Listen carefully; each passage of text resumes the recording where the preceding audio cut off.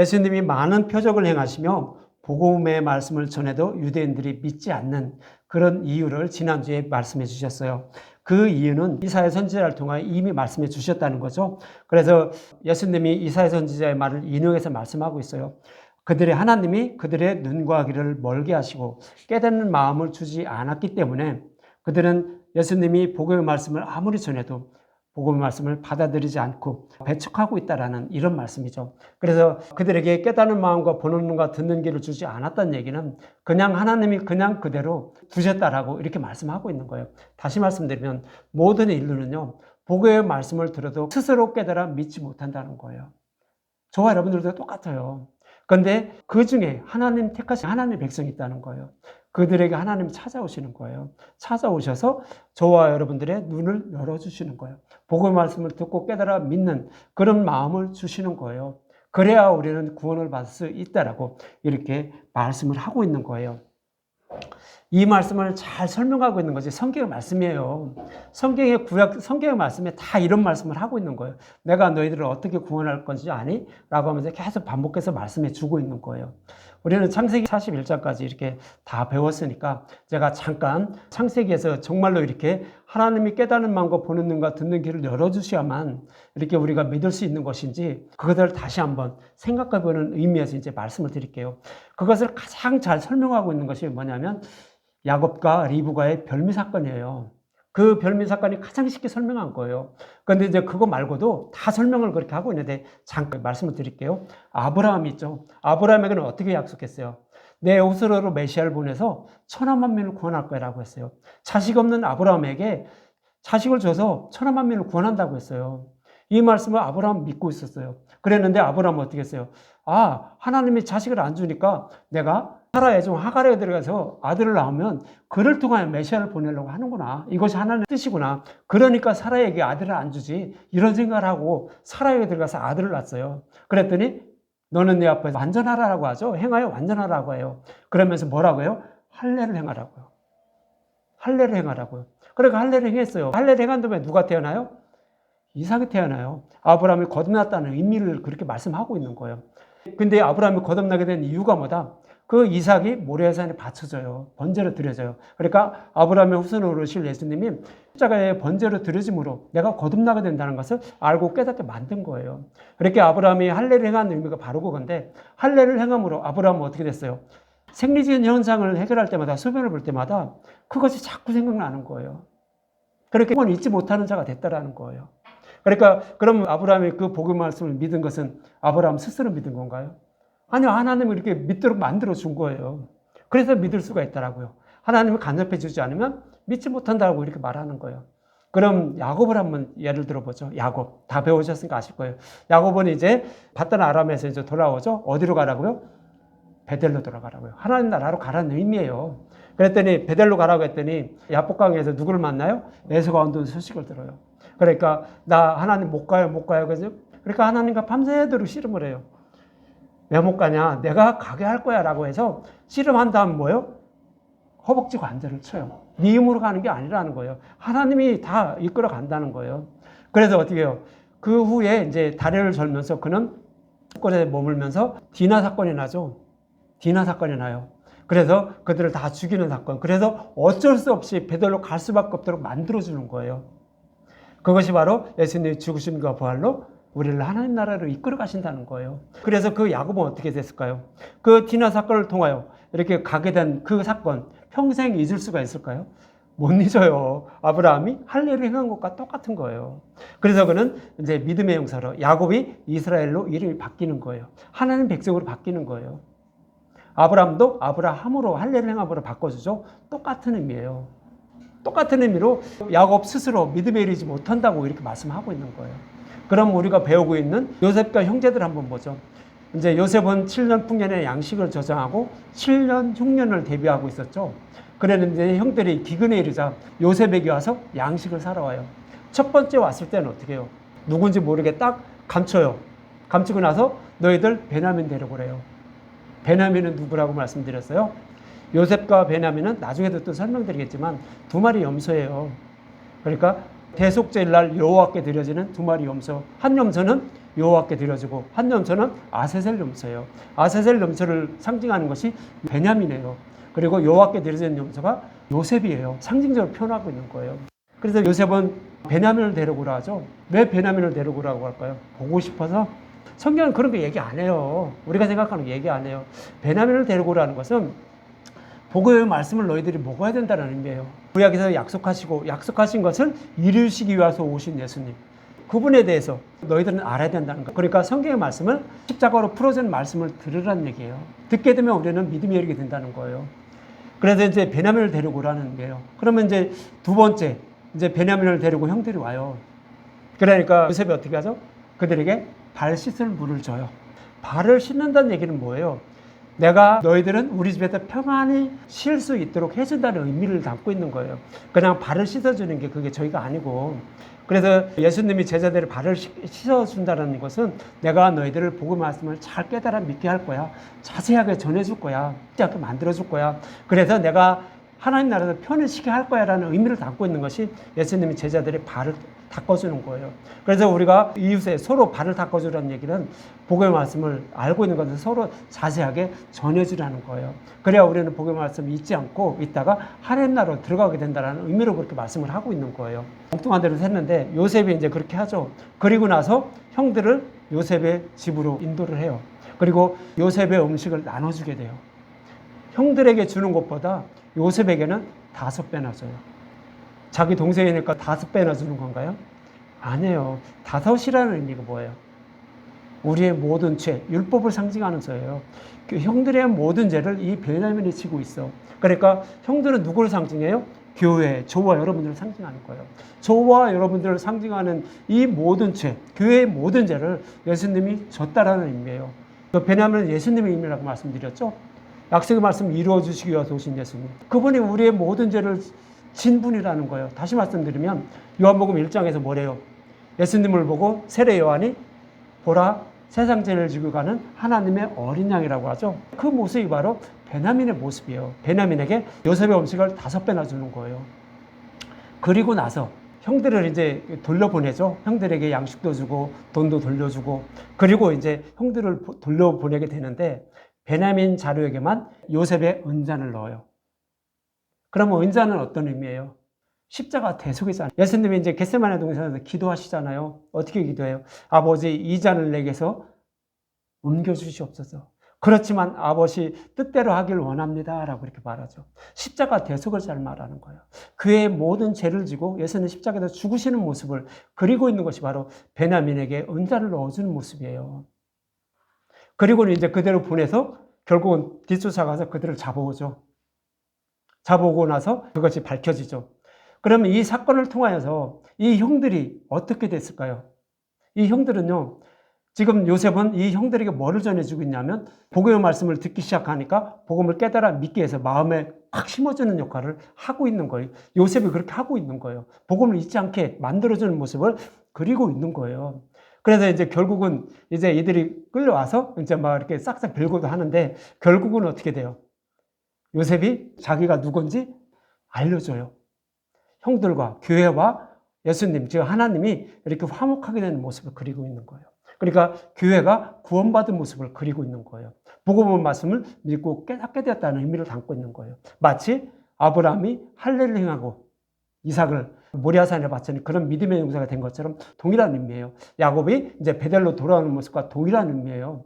동일한 의미를 이렇게 똑같이 그렇게 말씀하고 있는 거예요. 그럼 요셉의 형들이 스스로 그 복음의 말씀을 깨달아 믿어서 하나님을 상징하는 요셉과 화목하게 됐나요? 아니잖아요. 요셉이 잘 가르쳐 준 거잖아요. 베냐민에게 5배의 음식을 주고 그리고 또 대속의 잔을 넣어서 예수님이 우리의 모든 죄를 지고 죽으시고 부활하심으로 하나님과 이렇게 화목하게 되는 거야. 그거 잊지 마라고 이렇게 설명하고 있는 사건이에요. 너무 쉽죠? 똑같은 말씀을 하고 있는 거예요. 아브라함이나 야곱이나 요셉이나 똑같은 말씀을 하고 있는 거예요. 그럼 자세히 설명하고 있는 야곱과 리브가의 별미 사건도 이렇게 똑같은 의미로 똑같이 말씀하고 있는 거예요. 아버지 이삭은 에서에게 그러죠. 너 사냥해서 별미를 만들어 와. 내가 축복해 줄게. 이 말을 이제 어머니 리브가가 엿들어요. 그리고 나서 야곱이 아버지의 축복을 받게 하기 위하여 야곱에게 시키죠. 너 염소떼에 가서 좋은 염소 새끼 2마리를 가져와 이렇게 말해요. 좋은 염소 새끼 2마리는 뭐예요? 베냐민을 상징하는 거예요. 2마리 염소. 예수님을 상징하는 거예요. 복음의 말씀. 그러니까 이 성경의 말씀을 십자가로 풀어주는 그 복음의 말씀, 그것을 듣고 있으라는 의미를 말하는 거예요.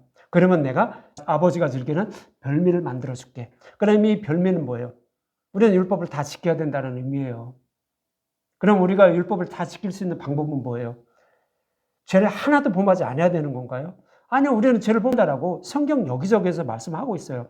로마서 3장 20절에서 율법을 주신 이유를 이렇게 말씀하고 있죠. 그러므로 율법의 행위로 그의 앞에 의롭다 하심을 얻을 육체가 없나니 율법으로는 죄를 깨달음이라고 하면서 율법을 다 지킬 사람이 없다라고 하는 거예요. 그러면서 갈라디아서 3장 11절에도 또 하나님 앞에서 아무도 율법을 말미암아 의롭게 되지 못할 것이 분명하니 이는 의인은 믿음으로 말미암아 살리라 했다라고 갈라디아서에서 이렇게 말씀하고 있는 거예요.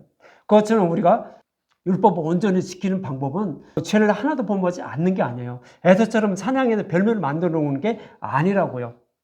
그래서 우리가 율법을 온전히 지킬 수 있는 방법은 뭐예요? 예수님을 믿는 거예요. 그래서 별미는 예수님을 믿는 그것이 별미라고 말하는 거예요. 그래서 이 별미를 누가 만들어준다? 리브가가 만들어주는 거예요. 우리가 만드는 거 아니에요. 우리는 그냥 2마리 좋은 염소 새끼 복음의 말씀만 듣는 거예요. 그러면 내 안에 계신 성령님이 오셔서 믿음에 이르게 하는 거예요. 누가? 요셉이 형들에게 복음을 잘 가르쳐주는 모습. 그 다음에 아브라함에게 할례를 행해서 그 복음의 말씀을 영원히 잊지 않게 하는 것처럼 야곱도 마찬가지죠. 통일한 모습으로 이렇게 말씀하고 있는 거예요. 그래야 우리가 구원을 받을 수 있다라고 이렇게 말씀을 하고 있는 거예요. 그래서 야곱이 그 아버지의 축복을 받는 모습은 그냥 야곱이 뭘 해서 받는 건가요? 아니요. 다 어머니 리브가가 만들어주는 거예요. 별미도 만들어줘요. 그리고 야곱을 에서처럼 꾸며줘요. 에서의 좋은 옷을 갖다 입혀주고 야곱에게 입혀주고 그리고 염소의 털로 그 에서처럼 꾸며주는 거예요. 야곱이 한 거 아니에요. 다 어머니 리브가가 한 거예요. 다 하나님이 믿음에 이르게 하셨다는 거예요. 조금 더 자세히 말씀드리면 택하신 저와 여러분들에게 성령님이 오시는 거예요. 그럼 복음의 말씀만 듣고 있으면 아, 이렇게 구원을 받는 거구나. 이것이 하나님의 은혜와 사랑이었구나. 내가 무슨 의로운 행위를 해서 구원을 받는 것이 아니라 이렇게 하나님이 다 나를 구원해 주셨구나. 다 믿음에 이르게 하시고 나를 예수님으로 꾸며주셔서 이렇게 나를 구원해 주시는구나. 이거를 알게 된다고요. 그 모습을 그리고 있는 것이 성경 전체였어요. 창세기 전체였고요. 성경 전체에서 그 말씀을 하고 있는 거예요. 근데 우리는 그냥 성경의 말씀을 그냥 보면 뭘로 봐요? 아, 내가 착하고 선하게 살아야 되는구나. 주일 성서도 매일 해야 되고, 뭣도 해야 되고, 뭣도 해야 되고, 뭣도 해야 되는구나. 이렇게 해야 하나님이 나를 구원해 주시는구나. 이렇게 생각을 한다는 거예요. 성경은 그런데 그렇지 않다라는 거예요. 그래서 야곱과 리브가의 별미 사건을 지난주에도 말씀드렸죠. 이거와 동일한 의미로 말씀하고 있는 것이 바로 요한복음 15장 1절이라고 했죠. 나는 참 포도나무요, 내 아버지는 농부라고요. 포도나무는 뭐예요? 우리를 대신해서 우리의 제 모든 죄를 지고 십자가에서 진노의 심판을 받으신 예수님을 상징한다고 했죠. 그것이 포도나무인데 우리는 그 포도나무 가지로 붙어 있는 것은 복음의 말씀을 전한 것을 가만히 듣고 있는 거예요. 그것이 포도나무에 붙어 있는 가지예요. 그러면 그 포도나무에 붙어 있는 가지에서 열매를 많이 맺기 위해서 누가 일을 하시죠? 포도나무를 가진 그 농부가 일을 하는 거예요. 그 농부는 누구라고요? 내 아버지 하나님이라는 거예요. 하나님 오셔서 믿음의 열매를 잘 맺게 잘 관리해 준다고요. 그래서 믿음의 열매를 맺게 한다고요. 성경 전체에서 그렇게 동일하게 이렇게 말씀하고 있는 거예요. 그래 그것을 모르는 제자들에게 예수님은 요한복음 15장에서 그렇게 또 말씀하시는 거예요. 거기서만 말씀하는 것이 아니라 요한복음 12장 그 이후부터 그 말씀을 계속 하고 있는 거예요. 십자가에 달리실 때까지 그 말씀을 하고 있는 거예요. 그러니까 너희들 내가 이렇게 구원해 줄 것이니까 요동하지 말고 가만히 있어라. 내가 너희들을 구원해 줄게. 내가 하나님 나라에 올라가면 나 있는 곳에 너희들을 데리고 올라가서 내가 너희들을 편히시게 해줄 거야. 라는 의미로 이렇게 제자들의 발을 이렇게 씻어주는 의미로 이렇게 말씀하고 있는 거예요. 지난주에도 또 말씀드렸죠. 그것뿐만이 아니라 나는 참포도나무요 내 아버지는 농부라는 그 말씀과 동일한 말씀이 바로 마리아와 마르다의 이야기라고 말씀드렸어요. 마르다와 마리아의 이야기는 뭐예요? 마르다는 예수님이 복음을 전하는데 그들에게 대접하려고 열심히 일했어요. 반면 그 동생 마리아는 예수님의 발치에 앉아서 예수님이 전하시는 복음의 말씀만 가만히 듣고 있었어요. 포도나무에 가지로 가만히 붙어있는 모습이라고 말씀드렸잖아요. 그랬더니 이 마리아는 결국 어떻게 되죠? 예수님이 교회의 왕, 만왕의 왕임을 알게 된 거예요. 이분이 우리의 죄를 대속해서 구원해 주시러 오신 그 하나님의 아들, 그 만왕의 왕, 교회의 왕이시구나 라는 것을 알게 돼요. 그래서 잔칫날 주님께 값비싼 향유를 부어드리죠. 이 향유를 부어드리는 모습은 뭐라고 했어요? 사무엘이 다윗을 왕으로 세울 때 어떻게 했어요? 사울이 죽이려고 할지 모르니까 어떻게 하라고? 송아지를 끌고 가서 잔치 벌리라고요. 그러고 나서 그 이새의 아들에게 기름을 부으라고요. 내가 정한 아들에게 기름을 부으라고요. 그래서 사무엘은 그 잔칫날에 다윗에게 기름을 붓죠. 이분이 바로 이스라엘의 왕이라고요. 교회의 왕이라고요. 상징적으로 표현하고 있는 거예요. 예수님을 모형하고 있는 거예요. 그래서 사무엘과 같은 모형을 하고 있는 자가 누구예요? 마리아예요. 복음을 깨달은 자라고요. 그래서 복음을 알게 된 거예요. 다시 말씀드리면 마리아는 주님이 전하신 그 복음의 말씀을 가만히 듣고 있어서 믿음의 열매를 맺은 거예요. 그래서 이분이 나의 주님입니다 라고 만방에 이렇게 전하는 모습을 그리고 있는 것이 바로 주님께 향유를 붓는 거라고 이렇게 말씀드렸잖아요. 그 모습이에요. 이것처럼 그 마리아도 자신의 뜻과 의지로 구원받은 것이 아니에요. 복음을 깨달아 믿은 것이 아니에요. 복음의 말씀을 가만히 듣고 있었는데 여기서 성경은 나오지 않았지만 이렇게 믿음에 이르게 했다라고 이렇게 나오는 거예요. 그래서 저와 여러분의 구원의 모습은 성경 전체에서 내 의지와 뜻으로 믿음에 이르는 것이 아니라 복음의 말씀만 가만히 듣고 있는 거예요. 듣고 있으면 내 안에 성령님이 오셔서 깨달아 믿게 하신다고요. 그래야만 구원을 받을 수 있지. 그렇지 않으면 구원을 받을 수 없다라는 의미로 이사야 선지자의 말을 인용하는 거죠. 그들이 믿지 않는 이유가 바로 하나님이 보는 눈과 듣는 귀와 깨닫는 마음을 주지 않았다고요. 그래서 그들은 구원에 이르지 못했다라고 말하는 거예요. 이들만 그럴까요? 광야 이스라엘 백성들도 동일했어요. 광야 이스라엘 백성들이 광야에 있을 때 누구에 속해 있는 거예요? 모세에 속해 있어요. 모세는 누구예요? 사탄을 상징해요. 모세가 왜 사탄이라고 하는데 율법에 속해 있는 자가 다 사탄이라고요. 모세는 율법을 상징하기 때문에 사탄을 상징하고 있는 거예요. 상징적으로 표현하는 거. 물론 모세는 그것만 상징하는 것이 아니라 예수님도 상징하고 누구도 상징하고 한 인물은 여러 가지로 이렇게 말씀을 해요. 그런데 장면마다 다 다르기 때문에 제가 말씀을 드리는 거예요. 오해하지 마십시오. 그래서 이스라엘 백성들은 모세에 속해 있는데 믿음에 이르지 못했죠. 그래서 결국 어떻게 돼요? 이스라엘 백성들을 예수님을 상징하는 여호수아에게 인도하죠. 그래 여호수아에게 인도돼서 이제 그들은 복음의 말씀을 깨달아 믿게 돼요. 요단강을 건넌 다음에 할례를 행하게 되죠. 할례는 뭐예요? 복음의 말씀을 믿고 깨닫게 영원히 잊지 않게 만들어주는 것이 할례라고 말씀드렸잖아요. 할례를 행함으로 이제 여리고성을 무너뜨리고 그 가나안 땅을 점령할 수 있도록 만들어준 거예요. 얻을 수 있도록 만들어주는 거예요. 저와 여러분들의 구원의 모습이 바로 이거예요. 그래서 성경 곳곳에는 다 우리를 어떻게 구원하실 것인지 그것을 말씀하고 있는 거예요. 우리가 어떻게 해야 구원을 받는 데 있는지 이것을 정확히 말씀하고 있는 거예요. 그래서 저와 여러분이 하는 것은 복음의 말씀, 성경의 말씀을 십자가로 풀어주는 복음의 말씀을 가만히 듣고 있는 거예요. 그러면 내 안에 계신 성령님이 깨달아 믿게 해서 우리를 하나님 나라로 인도하신다고요. 왜 그럴까요? 내 자식이기 때문에 하는 거예요. 내 아들이기 때문에, 내 자녀들이기 때문에 하나님 그렇게 하는 거예요. 내 자녀가 아니면 돌보지 않죠. 그냥 두죠. 그냥 두면 아무리 복음의 말씀을 드려도 깨달아 믿지 못한다라고 그렇게 말씀을 하고 있는 거예요. 그래서 우리의 구원은 하나님의 주권이라는 의미로 이사야 선지자의 말을 인용해서 말씀하고 있습니다. 그런데 관리 중에는 오늘 본문에 예수님을 믿는 사람이 있다라고 많다라고 이렇게 42절과 43절에 말해요. 읽어드릴게요. 그러나 관리 중에도 그를 믿는 자가 많되 바리새인들 때문에 드러나게 말하지 못하니 이는 출교를 당할까 두려워함이라. 그들은 사람의 영광을 하나님 영광보다 더 사랑하였더라. 여기 42절을 킹 제임스 성경으로 다시 한번 읽어드릴게요. 그럼에도 불구하고 상급 관원 중에서도 많은 자가 주를 믿었으나 바리새인들 때문에 그들이 주를 시인하지 못하였으니 이는 그들이 회당에서 추례당하지 않기 위함이라 그래요. 관원들 중에도 예수님을 믿는 사람들이 많다라고 그래요. 근데 여기에 그들이 믿는 믿음이 무엇인지 말씀하고 있는 거예요. 그들의 믿음은 구원받지 못할 믿음이라는 거예요. 그래서 바리새인들 때문에 출교를 당할까 두려워해서 예수님을 주라 입으로 시인하지 못하고 있다라고 이렇게 말을 하는 거예요. 다시 말씀드리면 예수님이 그들에게 믿음을 선물로 주지 않았는데 스스로 생각하고 있는 거죠. 나는 이렇게 예수님을 믿는 그런 자야. 스스로 착각하고 있는 자들을 이렇게 말을 하고 있는 거예요. 그런 자들이라고 이렇게 말씀을 하고 있는 거예요. 그래서 예수님이 믿음을 선물로 주셔야 되는데 믿음을 선물로 받지 못한 자들이 나는 예수님을 믿고 있어 이렇게 착각하고 있는 자들을 42절과 43절에 이렇게 말씀을 하고 있는 거예요. 그래서 이제 오늘 본문 44절과 45절에는 이들과 같은 믿음을 가지지 않아야 된다라고 오늘 본문에도 쭉 말씀하고 있는 거예요. 오늘 본문에서 이들은 구원받지 못할 믿음이라는 거죠. 그러니까 너희들은 그런 믿음을 갖지 않아야 돼 라고 이렇게 말씀하는 거예요. 그런 믿음을 갖지 않게 하기 위해서 예수님은 제자들의 발을 씻어주는 거예요. 좀 전에도 말씀드렸지만 예수님의 제자들의 발을 씻어주는 건 뭐예요? 복음을 깨달아 믿을 수 있도록 복음의 말씀을 자세히 예수님이 가르쳐 주시는 모습, 성령님 오셔서 복음의 말씀을 깨달아 믿게 하시는 모습을 그리고 있는 거라고 말씀드렸잖아요.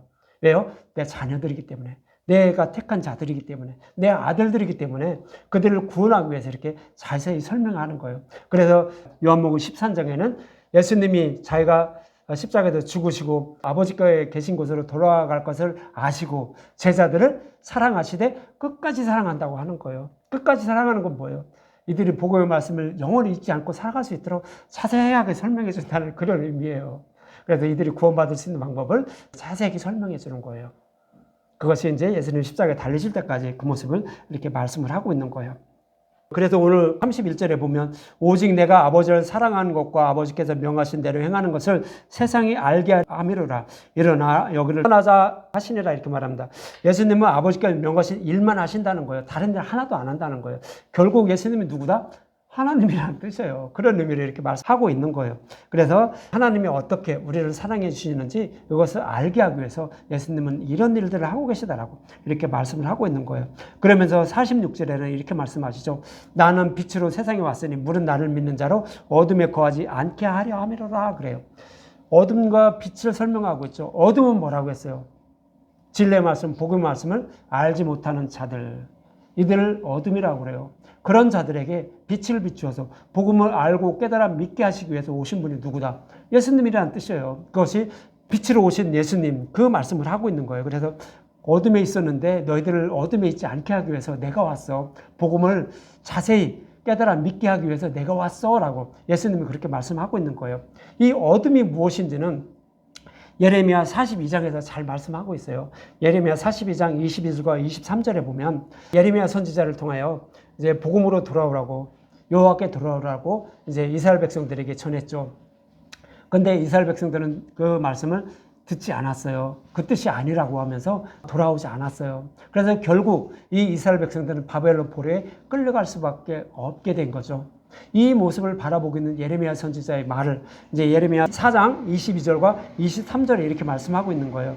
내 백성은 나를 알지 못하는 어리석은 자요. 나를 알지 못한다는 것은 뭐예요? 하나님을 알지 못한다는 거예요. 복음을 알지 못하는 그런 어리석은 자라는 거예요. 지각이 없는 미련한 자식이라. 악을 행하기는 지각이 있으나 선을 행하기는 무지하도다. 보라 내가 땅을 본즉 혼돈하고 공유하며 하늘에는 빛이 없으며 그러죠. 창세기 1장 2절의 말씀과 똑같죠. 어둠, 혼돈, 공허, 빛이 없다라는 거죠. 그런 자들에게 빛을 비춰주기 위해서 오신 분이 바로 예수님. 창세기 1장 3절이잖아요. 빛이 있으라 하시니 빛이 있었고 하잖아요.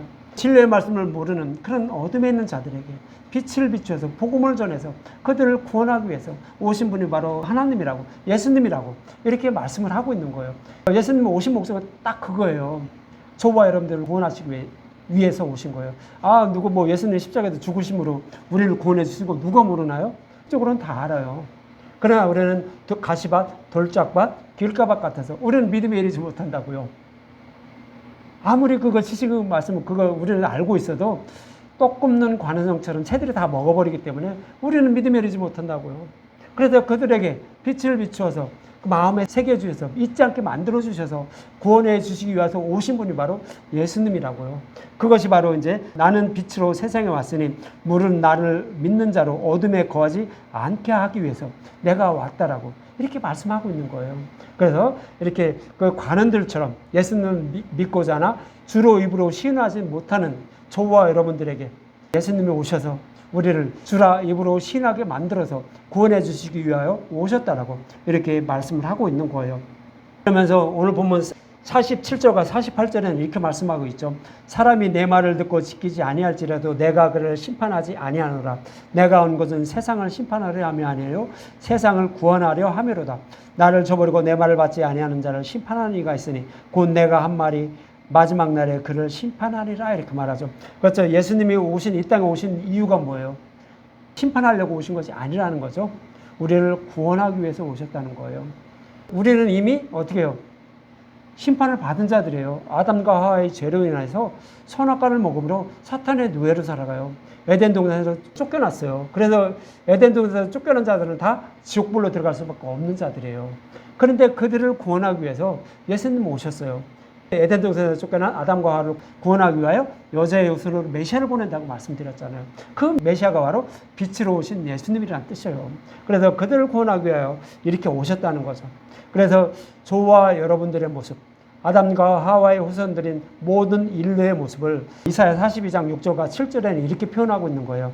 나 여호와가 의로 너를 불렀은즉 내가 손을 잡아 너를 보호하며 너를 세워 백성의 언약과 이방의 빛이 되게 하리니. 예수님 보내주셔서 이 어둠에 빛을 비춰준다라고 하는 거죠. 그래서 그 예수님 오시면 어떻게 되는지 7절에 내가 눈먼 자들의 눈을 밝히며, 우리는 눈이 어두워서요. 모든 인류는 영적인 눈, 복음의 말씀을 찾아 먹는 그런 눈이 어두워요. 그래서 그것을 찾아 먹지 못한다는 거예요. 그래서 그것을 찾아 먹을 수 있도록 눈을 밝혀준다고 이렇게 말하는 거예요. 그러면서 갇힌 자를 감옥에서 이끌어내며 모든 인류는 이미 사형 선고를 받고 감옥에 사형 집행일만 기다리고 있다라고 했죠. 여기서 우리를 끌어낸다고요. 그리고 누가 사형을 받아요? 바로 예수님 받으시는 거예요. 그래서 예수님 받으시고 지옥불로 들어가시는 거예요. 우리가 받을 것을 예수님 대신 이렇게 받으시는 거예요. 그래서 우리를 구원해 주신다고요. 그래서 갇힌 자를 감옥에서 이끌어내며 흑암에 앉은 자, 복음을 모르는 자, 그런 자들에게 복음을 깨닫고 믿게 해서 감방에서 나오게 한다고요. 심판받지 않게 만든다고요. 구원해 주신다고요. 이렇게 자세히 설명하고 있잖아요. 이 일을 이루어 주시기 위해서 오신 분이 누구라고요? 빛으로 오신 예수님. 그분이 그냥 복음의 말씀 그냥 딱 던져놓고 전하고 그냥 마나요? 아니요. 복음의 말씀을 깨달아 믿을 수 있도록 자세히 가르쳐줘요. 그래서 믿음을 이렇게 하셔요. 그렇게 해서 구원해 주신다고요. 오늘 요셉의 이야기도 말씀드렸잖아요. 그렇게 해서 구원해 주신다라고 이렇게 말씀을 하고 있는 거예요. 그래서 저와 여러분들에게도 하나님이 오시는 거예요. 예수님이 고아와 같이 버려두지 않고 오셔서 저와 여러분들에게 복음의 말씀을 전하는 것을 듣게 만들어요. 그리고 나서 이렇게 해서 우리를 구원해 주시는구나. 그분이었구나라고 하면서 이렇게 우리를 믿게 만들어서 믿음의 영성을 만들어 주시는 거예요. 그래서 우리를 구원해 주신다라고 이렇게 말씀을 하고 있는 거예요. 이 말은 거짓이 아니라는 뜻으로 49절과 50절에는 이렇게 말씀하고 있어요. 오늘 보면 49절과 50절, 내가 내 자유로 말하는 것이 아니라고요. 하나님의 뜻이라고요. 이렇게 구원하는 것이 하나님의 뜻이라고요. 예수님이 그냥 이렇게 말한 것이 아니라는 거죠. 나를 보내신 아버지께서 내가 말할 것과 이룰 것을 친히 명령해 주셨으니, 이렇게 구원한다는 것은 예수님께 하나님 아버지가 다 이렇게 말씀해 주셨다는 거예요. 나는 그의 명령이 영생인 줄 아노라. 그렇죠? 이것을 믿어야만 우리는 구원을 받을 수 있다는 거예요. 그러므로 내가 이르는 것은 내 아버지께서 내게 말씀하신 그대로리라 하시니라 그러죠. 아버지께서 친히 말씀하신 것만 이렇게 예수님은 그대로 행하신다는 거죠. 다시 말씀드리면 예수님이 하나님이라는 뜻이에요. 그런 의미 이렇게 말씀하고 있는 거예요. 내가 하나님이야. 그래서 내가 하나님이라 이렇게 해서 너희들을 구원할 거야. 너희들이 잊지 마. 라고 말하는 거예요. 그러면 잠깐 정리를 하면 우리는 어떻게 구원받는 거예요? 이사야 선지자의 말을 그랬죠. 우리 스스로는 하나님이 보는 눈과 깨닫는 마음과 듣는 귀를 주지 않으면 이스라엘 백성들처럼 믿음에 이르지 못해서 복음을 배척할 수밖에 없다라는 거예요. 예수님이 아무리 그 복음의 말씀을 전해도 배척할 수밖에 없다라는 거예요. 우리 모습이 바로 그렇다는 얘기예요.